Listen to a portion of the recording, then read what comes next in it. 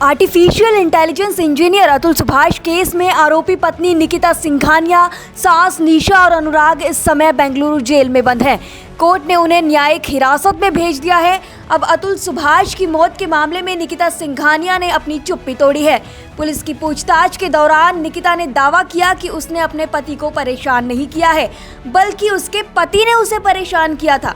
उसने दावा किया कि वह लगभग 3 साल से अपने पति से दूर रह रही थी। अगर उसने पैसे के लिए उसे परेशान किया होता तो वह उससे दूर क्यों रहती। इसके साथ ही निकिता ने कहा कि पुलिस मामले की गहनता से जांच कर रही है और कहा है कि अगर अतुल द्वारा लगाए गए आरोप सही पाए गए तो वे कोर्ट में चार्जशीट दाखिल करेंगे। गौरतलब है कि 2022 में निकिता ने दहेज की मांग को लेकर उत्पीड़न और मारपीट का आरोप लगाते हुए अतुल के खिलाफ पुलिस में शिकायत दर्ज करवाई थी।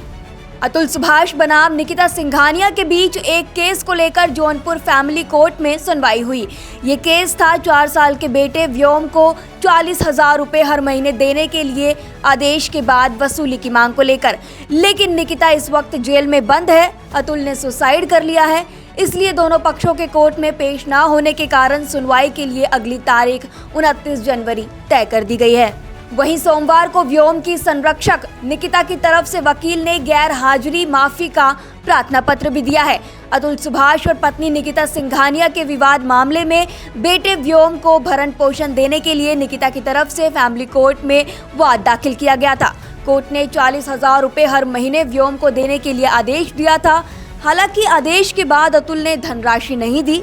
ऐसे में व्योम की संरक्षण के रूप में उसकी मां निकिता सिंघानिया ने कोर्ट में फिर से वाद दायर किया और साथ ही वसूली का आदेश देने के लिए भी मांग उठाई है।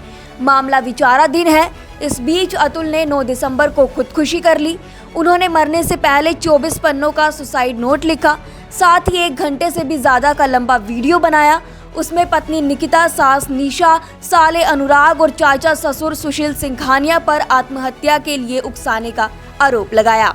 यही नहीं, अतुल निकिता केस की सुनवाई कर रही जौनपुर फैमिली कोर्ट को जज रीता कौशिक और उनके पेशकर माधव पर भी रिश्वत मांगने का आरोप लगाया है। फिलहाल अतुल सुभाष केस में भाई विकास की तरफ से बेंगलुरु पुलिस में 4 लोगों के खिलाफ मामला दर्ज करवाया गया है। बता दें कि बेंगलुरु पुलिस ने 13 दिसंबर को निकिता, निशा और अनुराग को गिरफ्तार कर कोर्ट में पेश किया। फिर वहां से उन्हें 15 दिन की न्यायिक हिरासत में भेज दिया गया है। फिलहाल ये 3 अभी जेल में बंद हैं। इस बीच सोमवार को एक सुनवाई हुई। ये सुनवाई प्रयागराज हाई कोर्ट में हुई। दरअसल पुलिस गिरफ्तारी की डर से निकिता समेत 4 आरोपी फरार हो गए थे। तब निकिता समेत 4 आरोपियों ने इलाहाबाद हाई कोर्ट में जमानत याचिका के लिए अप्लाई किया था। सोमवार को इलाहाबाद हाई कोर्ट ने 4 आरोपियों की याचिका पर फैसला सुनाया है। 4 आरोपियों को अग्रिम जमानत दे दी, लेकिन इसका फायदा 4 में से सिर्फ 1 को ही मिलेगा, क्योंकि पत्नी, सास और साला पहले ही गिरफ्तार हो चुके हैं। ऐसे में ये जमानत अब उनके किसी काम की नहीं रह जाती।